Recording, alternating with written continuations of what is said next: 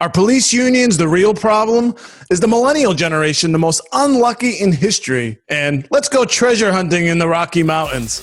All that and more coming up right now on the BS Podcast. You're listening to the BS Podcast, where we cover all of the bullshit in the news and more. Now, welcome your hosts, Dave and Zach.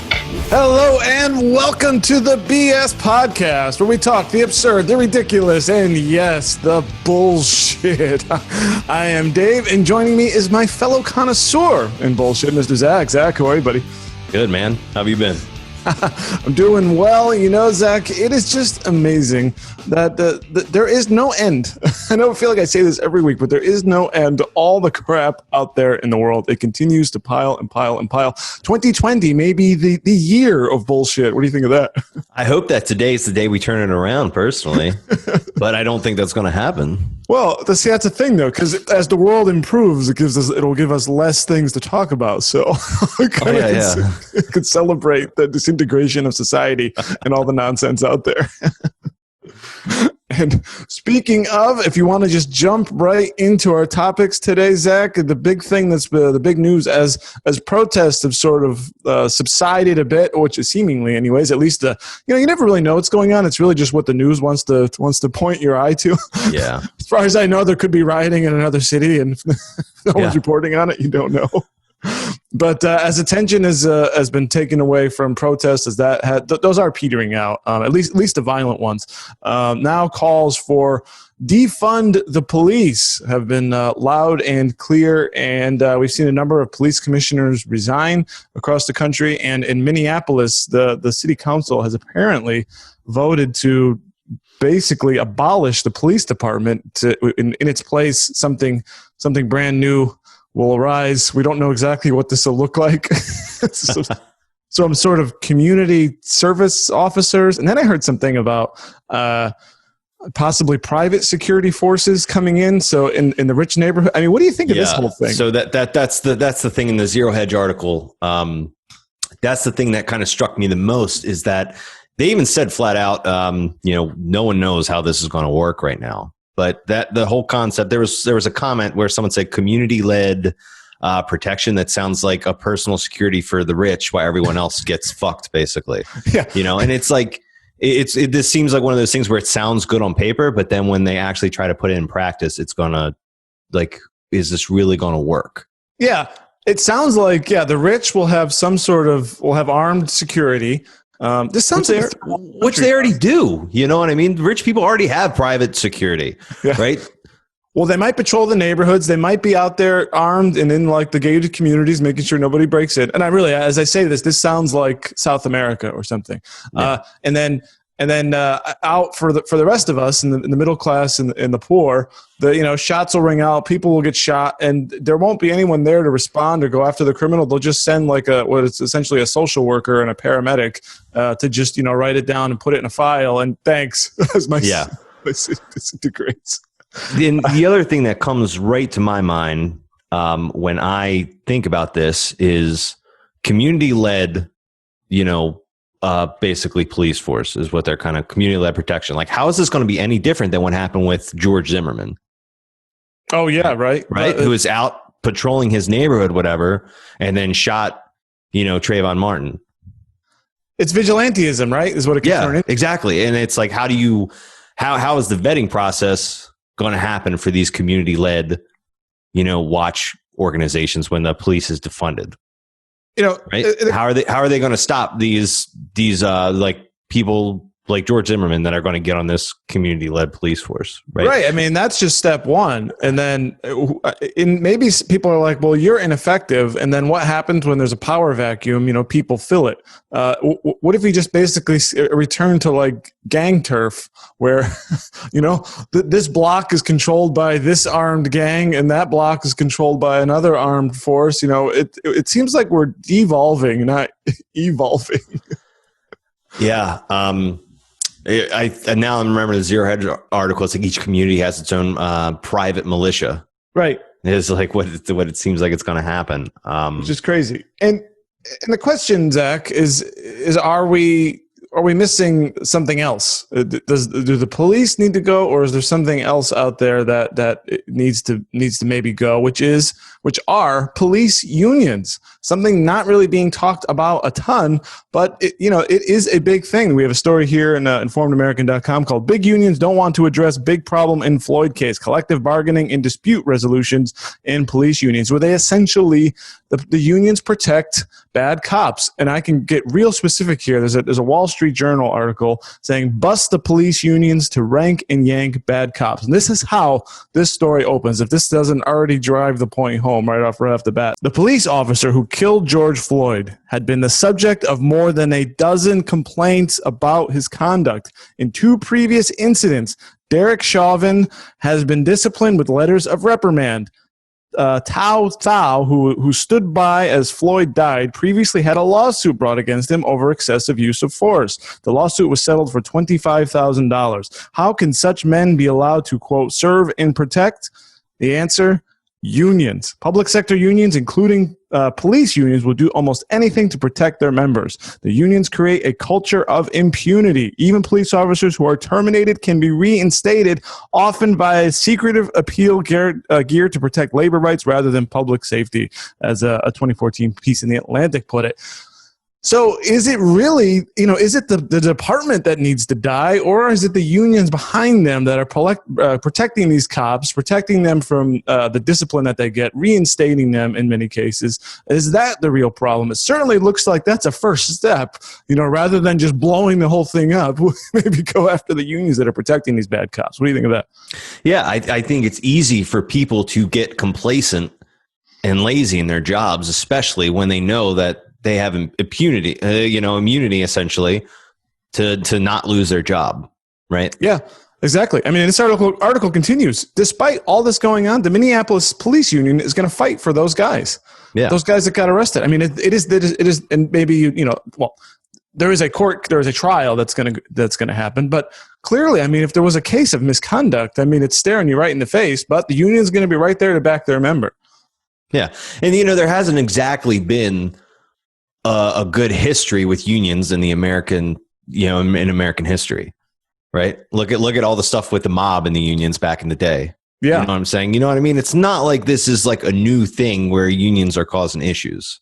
And I'm not saying like I'm completely against unions. I don't want to put that across. But there's got to be some kind of fine line to, take a look at what they're doing for, especially in this instance with the police force, where they're basically just giving people free reign to do whatever they want and not lose their job.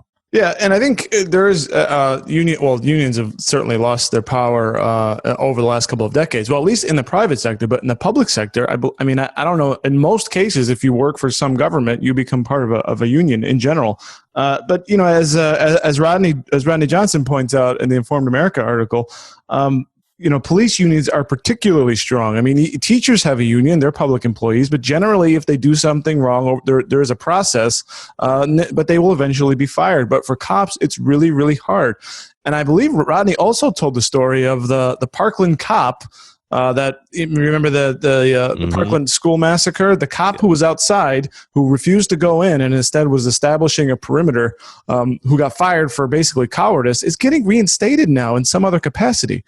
This guy should not be a cop. You're in the wrong profession. Yeah. If you're afraid of being shot, then you should not, be a cop. Right. That comes with the job. I mean, it's unfortunate, but that does come with the job. Exactly. That's part of the deal. Now, I don't have a problem with a union in principle, but I think there is a time when they can get too powerful. The fact that, I mean, come on, this is clear. I mean, cops who get in trouble for misconduct. I mean, I understand there might be a 3-strike rule or something. There might be some disputes here and there, but when it's chronic, sorry, you have to find another line of work. Yeah. So I think maybe first. So would we say that I think the BS here is trying to smash the entire house when maybe there's just like a leak in your kitchen that you can fix first or something. That's a good analogy. Yeah. Fix the leak in the kitchen and see if that stops the issue before you bulldoze the house. By the way, this Derek Chauvin guy, there's another story. I mean, this guy seems like a real piece of work. he apparently had voted illegally in Florida. There's a story here in the Orlando Sentinel that they're finding out that he was claiming residency in Orange County, Florida, and apparently voting. So this guy was really going around, and it's a real piece of work. That was the point in that. I don't know. But yeah, so I would say smash the union. Let's start with that. So smash the police unions. And by the way, they get these nice pensions and all that, which leads to, I mean, if you look at a lot of these state budgets, state and local government budgets that are completely upside down, a lot of it just is going to pensions and I don't have a problem with anybody getting a pension, but it's to the point where the state is going bankrupt. Well, maybe we need to reel that in a little bit.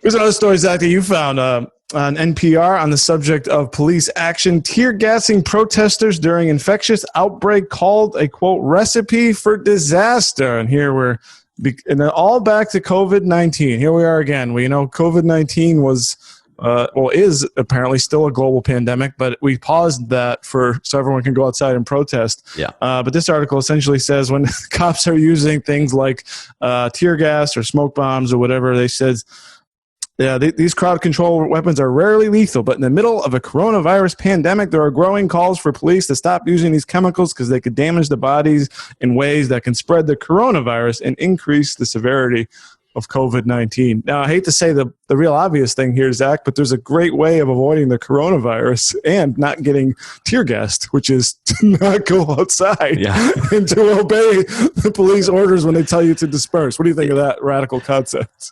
Well, there are situations where police are using tear gas on peaceful protesters. Yeah. But I think the kind of bullshit in this article is this kind of like fear mongering? Is this a way to either stop to make police either fearful of using it or to make people fearful of going out and protesting? I think it's I don't think it's against the protest. I think this one's directly at police action. And I just find it ironic. To me, the bullshit is just now we're gonna while we're telling everyone to go outside and protest for George Floyd, we're gonna now claim there's not a risk of gathering to getting COVID. It's the cops who will be putting you at risk. I mean, that I find that's delicious to me. Well, I think the thing that I kind of find bullshit is the whole article was saying that the tear gas makes you cough and whatever, and that's what's spreading the disease. But like. They already said the other day, or the CDC or who, I can't remember which one, said that like asymptomatic people, it's very rare to catch coronavirus from asymptomatic people. Yeah. Right. So then how does the tear gas spread it if it's, you see what I'm saying? I do see what you're saying. Although, I read that news too, and it did make me scratch my head. It seemed like, to me, this seemed like the timing was just a little too coincidental. Right when we're having mass protests, the UN comes out and says, don't worry about asymptomatic people. Forget what we've been telling you for the last 3 months. That you need to stay in and avoid all contact because you could be a carrier and you could be getting everybody sick. Remember this? Oh, it doesn't matter if you're not sick. You're going to be killing grandma just by going outside. Now, So now that we're telling you it's okay to go outside and for a cause we believe in, we're going to downplay that risk. That's to me, that kind of gets my spidey sense going, but I could be wrong about that. This could be new information that happens to be coming out right after the protests or during them. I could be wrong. What do you think? I'm wrong there? No, I think the timing is like impeccable. You know what I mean? There's so much bullshit to untangle. You don't know what the hell's real or not. Yeah. But I agree. It is. Well, it's also all the timing is suspicious, right? This article, the whole bullshit. Yeah, there's a lot of bullshit going on with this, which is, and I think it is just simply to say, to stop cops from using this stuff. And it does seem like that has calmed down a bit. This isn't. It doesn't seem like we have these kinds of raucous crowds anymore. If a cop's going to use tear gas, I don't think they give a shit if they're going to give you corona or not throwing the tear gas at you. Okay. I don't think the cops care about this article. I see like someone reading this article and saying like, shit, I'm not going out and protesting because I'm not getting, coronavirus. But I guess if you're going out in that situation anyway, you don't really care about it. But right. Exactly. Right. I mean, you're out that clearly you've determined that Yeah, that's a great point. You went out to a protest. You are not fearing the coronavirus, so you've basically, this is like a swim at your own risk kind of a situation, right? Yeah, no lifeguard on duty. Right. Yeah, the lifeguard might gas you. There is a lifeguard, but it's called the police, and they're going to hit you with a riot shield and throw a tear gas canister at you. Yeah, exactly. But I think it is a police method, right? And they're essentially saying, the police method, you have to change your police method because of how of something going on. But they have tasers. I mean, should we not have tasers because some people have a pacemaker or something and it could short it out? I don't know. I mean, we gotta. There has to be some way of controlling a crowd or something, Yeah. There has to be. What about the big water thing? The big water gun. You see that? The cannons? Yeah, the big water cannons. Because you see, I don't know. It seems like they're all pretty dangerous. Yeah, I know. You see some picture of. Have you seen some of the pictures of protesters that have gotten hit in the head with the rubber bullets? And they're just covered in blood. I mean, it's really. Yeah, some of those weapons are. Those riot control methods are still pretty damn dangerous. Yeah, it's non-lethal, but it hurts really freaking bad. Yeah. I'm glad. So for me, I don't where you are. I think that things are more active in the Baltimore area in terms of what the community does. It's also a bigger city than where I am, but it's pretty. I think they scheduled one protest at the mall 10 minutes from me, and it rained, so nobody showed up. So that was essentially the extent. Things in Baltimore have actually been pretty peaceful. Have they? Yeah, I mean there was some things going on. There was I think the very first night there was some instances where they were throwing tear gas and pepper spray, but I think after a while the police kind of started to calm down and realize that everything's been pretty peaceful. Mm-hmm. The biggest thing going on in the Baltimore area is the Vince's Crab House. I don't know if you've heard about this. No, but there is a crab house in the Middle River neighborhood of Baltimore County, and their owner was making racist social media posts, and they've had gatherers of protesters out front of the crab house for days and days and days now, just completely driving them out of business. That's what is he commenting on the protesters or just pretty much just in general, just being just being an asshole on social media.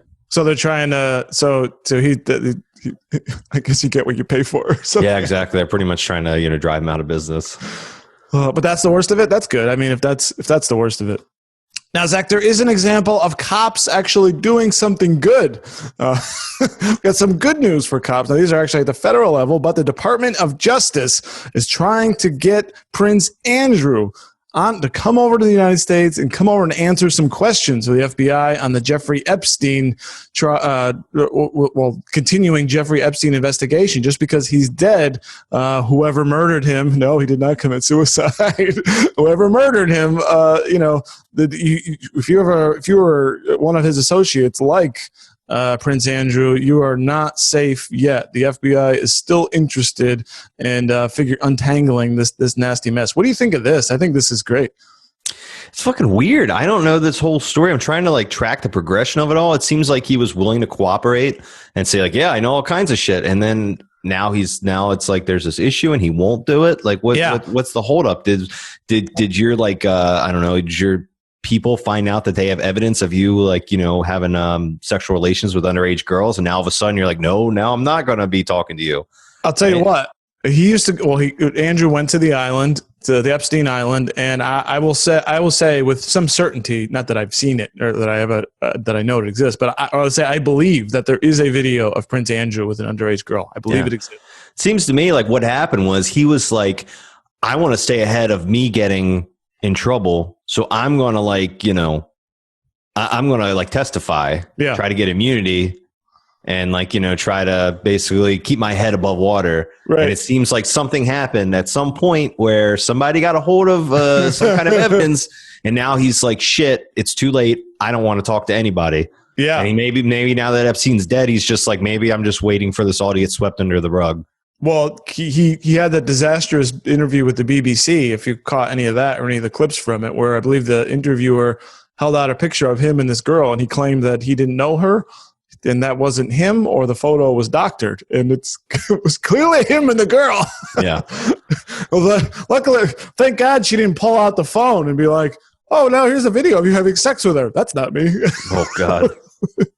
So yeah, the CNN story. It does seem like, to your point though, it does seem like there's a war of words going on and conflicting stories. But this part of the CNN article says the FBI and federal prosecutors subsequently contacted Prince Andrew's lawyer to interview the prince about Epstein, but the Prince Andrew's team provided, quote, zero cooperation, according to U.S. Attorney Jeffrey Berman in Manhattan, who took the rare step of publicly announcing his frustrations with the situation. Says it's fair. Berman says it's fair for people to know whether Prince Andrew has followed through with that public commitment, because Andrew said I've been cooperating, and the U.S. attorney is saying no, you have not.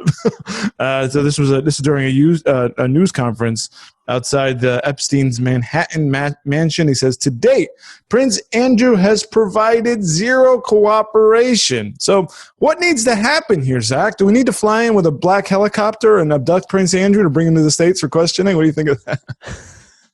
We need to do something. Maybe we should send in the Minneapolis police force, tear gas wherever he lives. Bring him Derek out. Chauvin at your door. Here, Yeah. here's my knee. God, here's my knee. Oh, unbelievable. So I think the bullshit here is, I don't care who you are. I don't care if you're a prince, even a prince of an ally. There should be no escaping justice. yeah. Yeah, there should be no immunity, especially for a crime like that.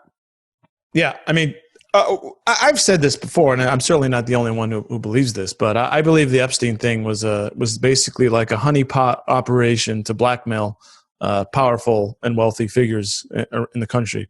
Do you agree with that? That's actually the first time I've heard that theory, Dave.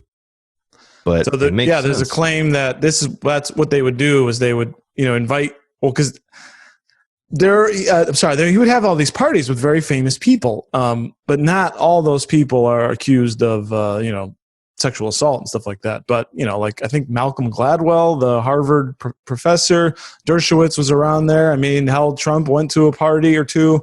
A lot of famous rich people at these parties, and they would entice them to. I believe the allegation is that they would have these girls around.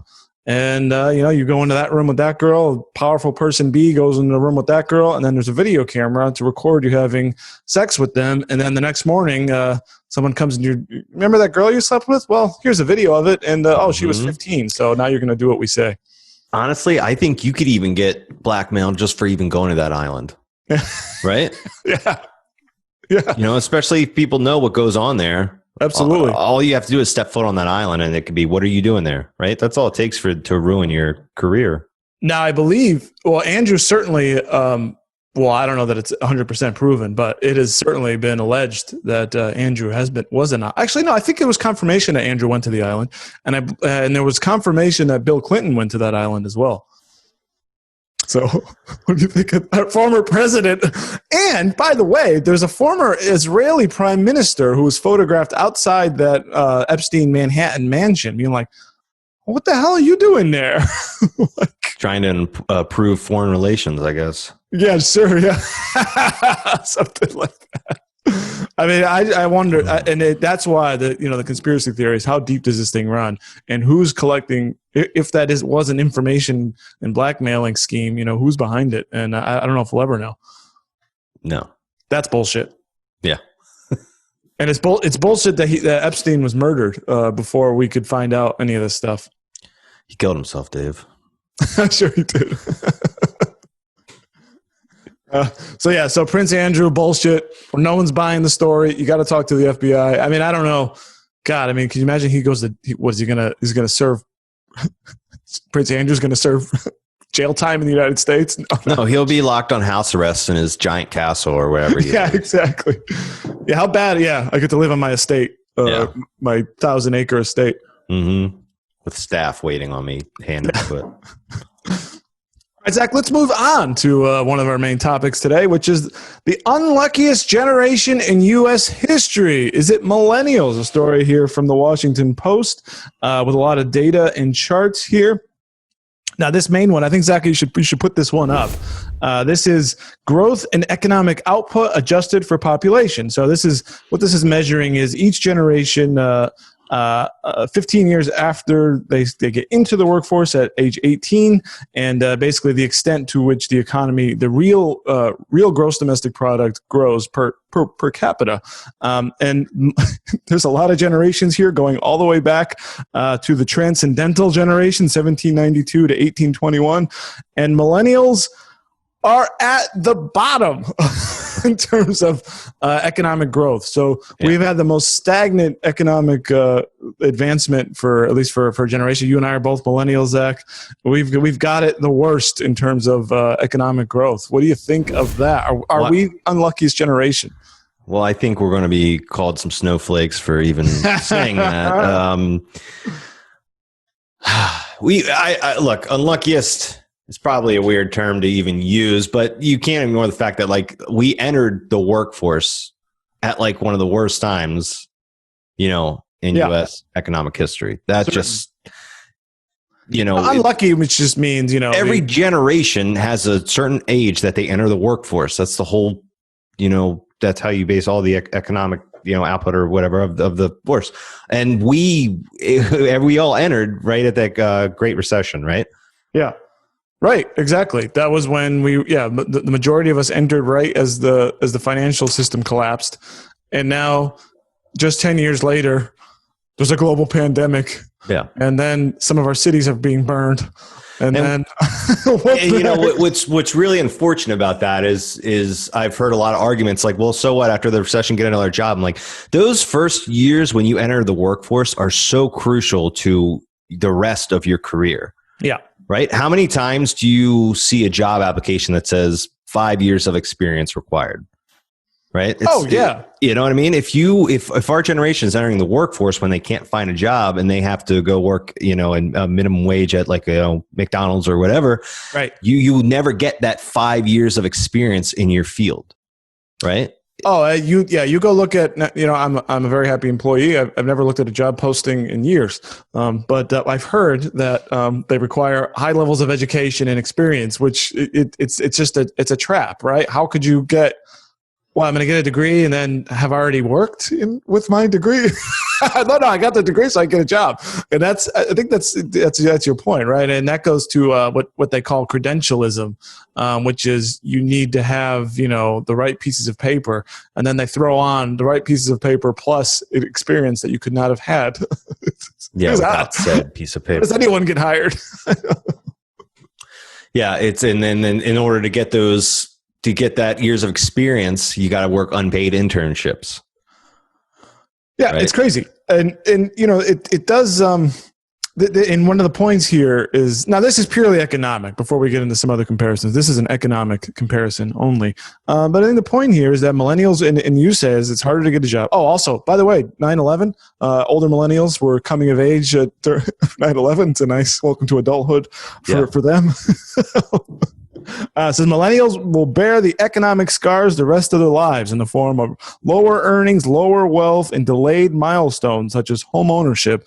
And for some reason not mentioned here, family formation, which has been a problem. It's very difficult. You got student debt, then you got to buy a home, and then you got to start a family. Neither one of us have kids. Zach? Not yet. I can't afford a kid right now. It's just to go back to the credentialism thing. Like I think about my dad, who's a boomer. My dad was born in 1960.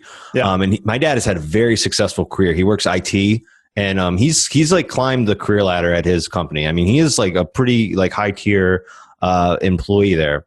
And he didn't go to college for IT. He didn't have 5 years of experience when he first got his job back in the day. He worked at like some shitty job scrubbing out like nuclear power tanks or something, wearing a hazmat suit. He was just a fucking glorified janitor basically. Yeah. And then, one day there was like a spot open in IT and he was like, what the hell is IT? This sounds better than what I'm doing right now. He got the job, no experience in IT, no college education in IT. And he's had such a successful career that would not happen to like our generation. Oh, no way. My dad doesn't have a degree. Didn't need it for anything he ever did in his life. Yeah.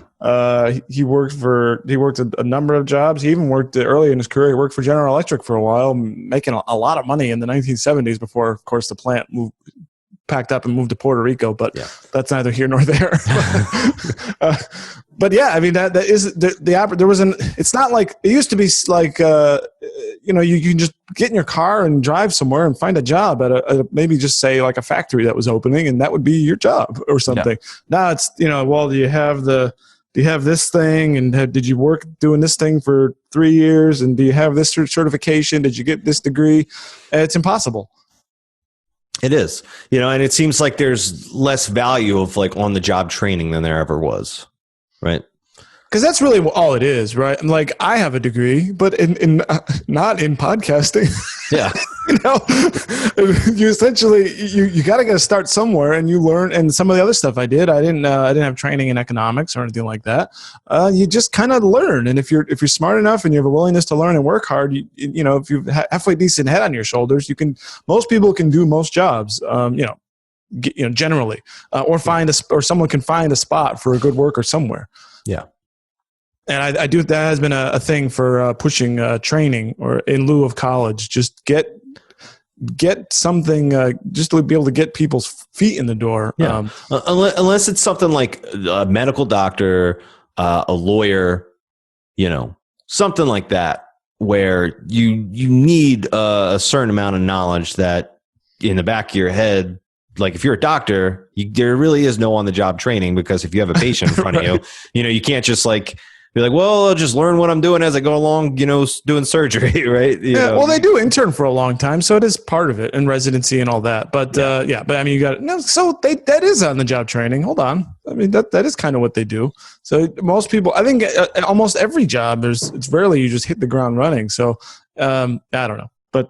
Something does need to change, because the way things are now, I mean, our generation has been struggling.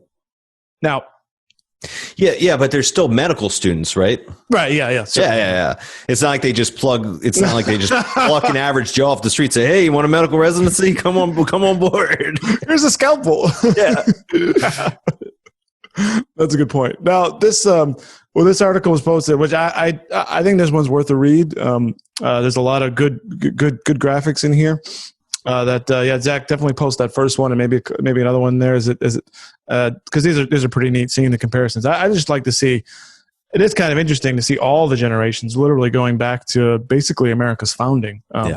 So that is interesting. But this one got hit pretty hard on Twitter because, as I said, the unluckiness is it's economics only, and there are some other generations that were not very lucky when the time they were born, because not just about economic growth, which is not everything. The people who suffered the 1918 pandemic, 2 world wars, the Civil War, the Great Depression. That's pretty unlucky too, right? Yeah, it's very unlucky. I mean. Let me ask you this: what's the thing you'd least like to go through as an American in all of American history? I'm thinking my first thought is the Civil War. Yeah, that's bad. When I was when you're in a high school and you're like learning about the Civil War and stuff like that. When you take your trip to Gettysburg, they were telling us, like, we went to see a hospital, and she was like, these holes in the building are from where blood were drilled into the thing for blood to flow out of the building, because they had to saw people's arms off, and they didn't have pain medicine back then. So you just had to, just sit there and take it while they sawed your arm off. I'm like, that sucks. Like, no way, no antibiotics. No pain medicine other than some whiskey, and that was probably all gone. Yeah, so, you get a bullet right here, and they're like, "Well, that's going to get infected, so we got to chop your arm off." Well, to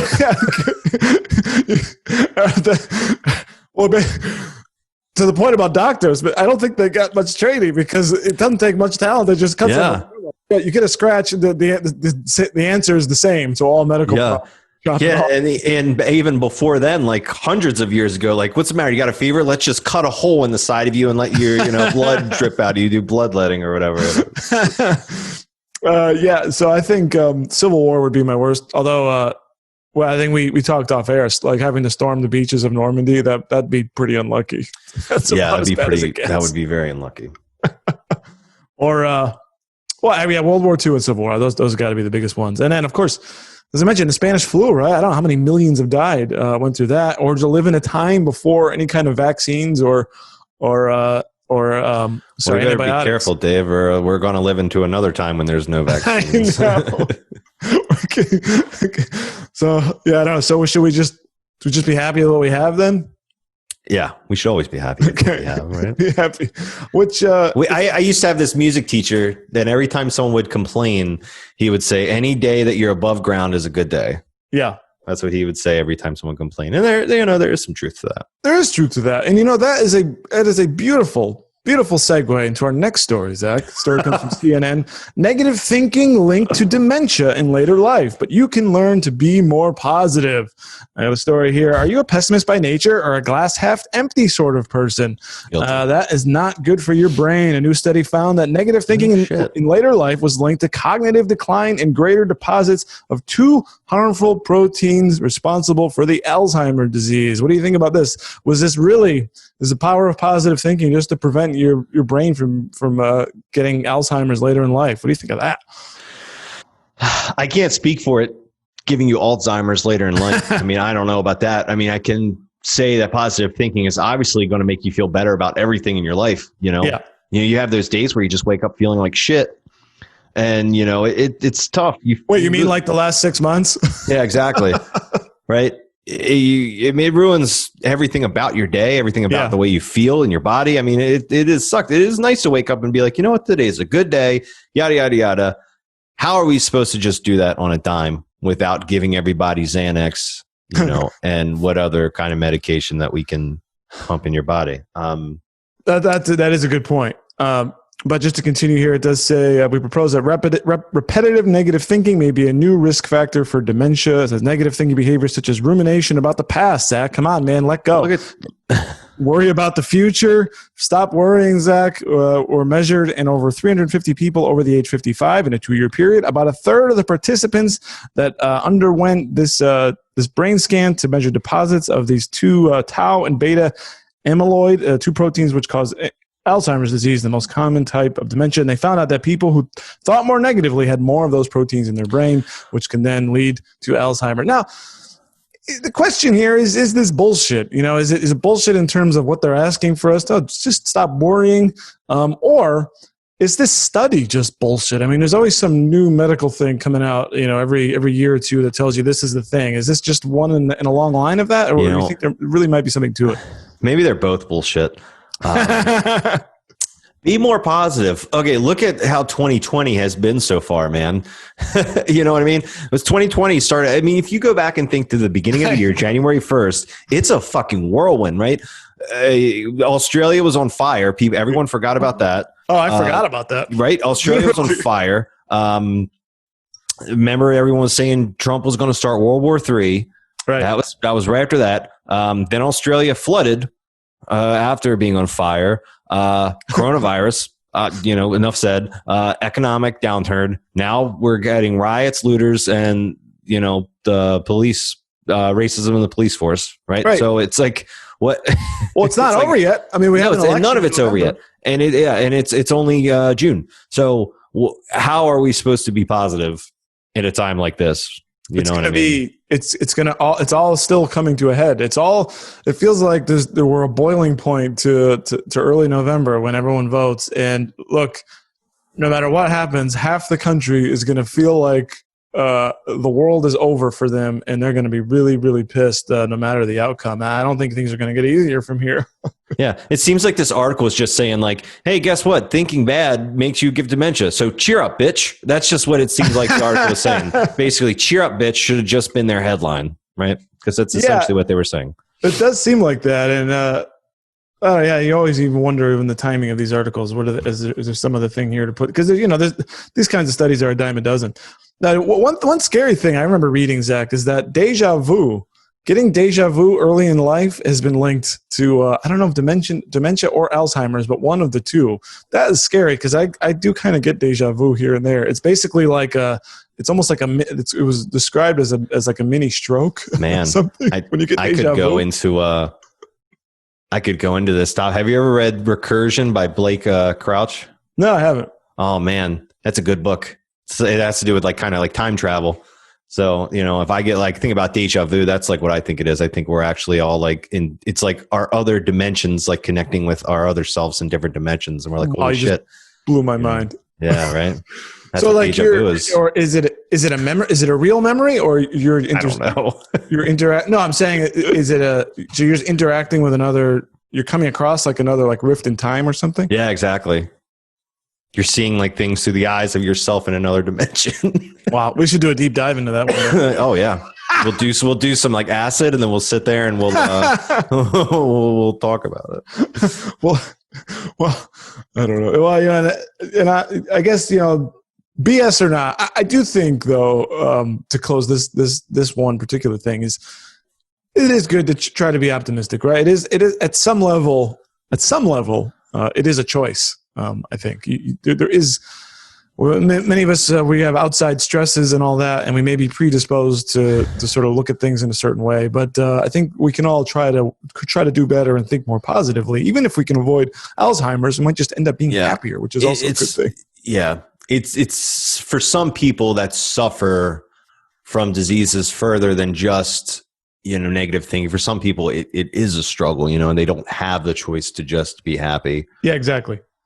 But for some of us that are completely fine and healthy mentally, it's, you know, that it is that the only solution right now to try to feel better, right? That might be the only thing we can do right now, is just to try to, you know, be positive. But it's fucking hard, Dave.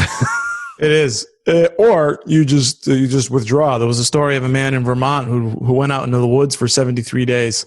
And he came out and says, "What did I miss?" Wow, could you imagine that? I want to be him. He turned around and went back into the woods. He's like, "Yeah, screw this, I'm out of here." Y'all have gone crazy. But yeah, I mean, what about that idea though? Maybe the modern society. I said we're closing, but maybe modern society is what makes us so depressed.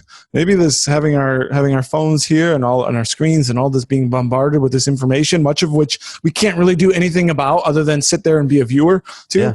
It is depressing. My wife deleted her social media accounts from her phone. Wow. You know what I mean? Because she's like, I have to look at it all day for work. I'm not going to sit there and look at it anymore. You know what I mean? So I can't blame her. That's a good point. You're right. Because that's what I do. I sit on my phone. I'm like, this fucking country, you know, Jesus Christ. That's all I do all night. It's like, God, I get sucked into it. And I'm like, I feel like shit now. I got to stop doing this. Yeah. Well, whatever you all do, though, please don't delete your YouTube, and be sure to follow us on Facebook at The Informed American. Yeah. You still need your news, people. Yeah. We'll help you parse through that BS. And, you know, maybe with the power of positive thinking, we can all overcome this. Zach, COVID is still out there. I mean, it's sort of canceled now with the protests, but it's still, people still are getting infected and dying, unfortunately. But as we try to, as we're all kind of getting back out there in the world, as things are opening up, testing has been a real big deal. There's a story here from realhealthynews.com. 30,000 COVID-19 tests sent to U.S. lab came back void. Well, that's nice. we hear about the importance of mass testing, and a lot of them just don't work. So more bullshit out there in the world. It's like, what is even the point now? How much money was wasted on these tests to come back void? Oh, millions. Gotta be. You know what I mean? It's ridiculous. It's such bullshit. Like, and now all these people that could potentially have it, like, I just don't understand how they got void. I'm not a scientist, so like, I'm sure like all kinds of shit could go wrong.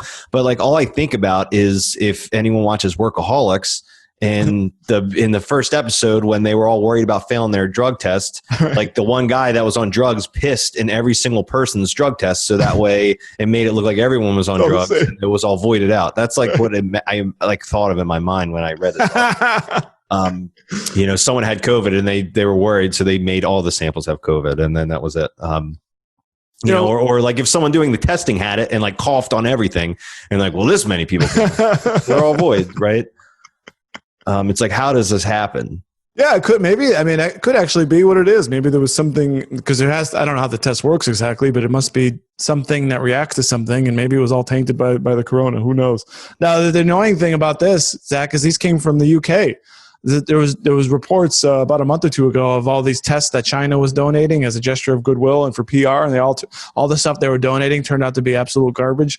But this one apparently doesn't come from China. This came from the United Kingdom, so that's even bigger bullshit. I mean, they should have their shit together, not dumping bullshit on our shores.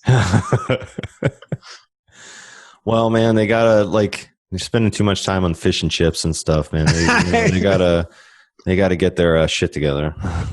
Now, Zach, I want to bring up something that is sort of an update to something we talked about a few episodes ago about this Grim Reaper who was visiting Florida beaches. The man who was telling, basically this was the message. He blew up on social media, showing up in a Grim Reaper costume, telling people, being out, this is you're going to meet me next for coming to the beach. He's getting money together to maybe deliver coffins to people. He's now a star, and he showed up on Vice on Showtime, is being lauded for his work. And the irony here is he's in full support of the protest. So I didn't see him, and he will not be attending the protest in his Grim Reaper costume. Why do you think that is? I don't know. It's interesting. Maybe all the light of the CDC or WHO saying that we can't get infected from asymptomatic people. Maybe now that as more information coming out, maybe now he doesn't need to be the Grim Reaper anymore. So he's following the data. Yeah, maybe he's following the data, or maybe he's just being a hypocrite. I don't know. It was it was a hilarious stunt, but pretty bullshitty. To go out there on the beaches. And I believe I told you this. I went to the beach and I had zero worry, absolutely zero worry of all the things I've done leaving my house. That's about as safe as I've ever felt, being out there in the sun and the sea breeze. And I think a lot of that was definitely overblown.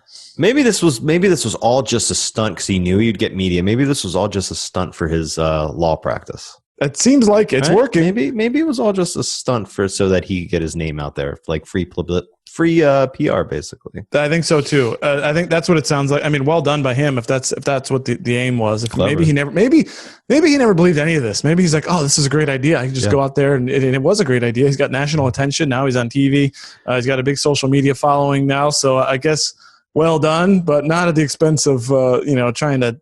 I don't like the accusations of going to the beach is going to kill He was people. Cleaning out his attic from old Halloween costumes. I was like, hey, I can use this for something, and then light bulb, right? Oh man! So that's I just wanted to update on that. So maybe he's just seen the light. Zach, at the beginning, I talked about treasure hunting in the Rocky Mountains. This is a really interesting story. This story starts here at informedamerican.com. Art dealers, $1 million buried treasure found, or so he says. So there's this author. So this author, Forrest Fenn, hid $1 million worth of coins and stuff in a chest somewhere in the Rocky Mountains, and just sort of hinted at where it was, left clues, which sparked a number of treasure hunters. 5 people died trying to find this thing, and he says it's been found, but he doesn't say who. The person hasn't come forward, and he said it's just somebody, quote, back east. So before we dive into what this was all about, maybe it's a bullshit as if this thing was even real. What do you think when you came across this story? I thought this is ridiculous. I was picturing the Wild West, like treasure hunters, going on an epic adventure. It's something you would read about in an old Mark Twain book or something like that. Yeah, that's what it is. I mean, he said there's a bronze chest filled with gold jewels worth $1 million, and he hid it away he wrote a memoir in 2010 detailing. Just giving clues about where this thing might be. And he says inside the chest was rare gold coins, gold nuggets, pre-Columbian animal figures, prehistoric mirrors of hammered gold, ancient Chinese faces carved from jade, and antique jewelry has apparently been found. But he won't say for who. And we got a picture here of a map that he maybe you could pull this up, called The Thrill of the Chase. Now, the suspicion here is that he detailed all of this in his memoir, which sells for $55 per copy. So was this all just an elaborate ruse? Yeah, to get people to buy his book more than he was quote giving away and and selling his book, right? It's like if he did hide it, it's all like plastic, like golden coins that you find in like a toy chest and shit. He should have put he should have hid the Declaration of Independence in it, because Nick Cage would have found it like this. You know what I mean? I know, yeah, National Treasure. Yeah, that'd be a fun movie, actually. Yeah, right. The treasure hunters of the Rockies or some shit. I don't know. It is kind of weird. How did he know? How would anyone know that it was found? Like, what if someone that didn't read his book just happened to come across it? Yeah, right. And right. Yeah. Like he says it was for it wasn't high up. It was somewhere. It was something where quote an 80-year-old. It was basically where an 80-year-old could put it or something. It would not. So it didn't have to be anything physically strenuous. So you didn't have to like climb a peak or anything like that. It could be where an old man could essentially put this chest and walk away at some point. Yeah. What if someone just happened to find it?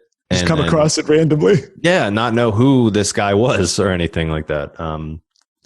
It is a little weird.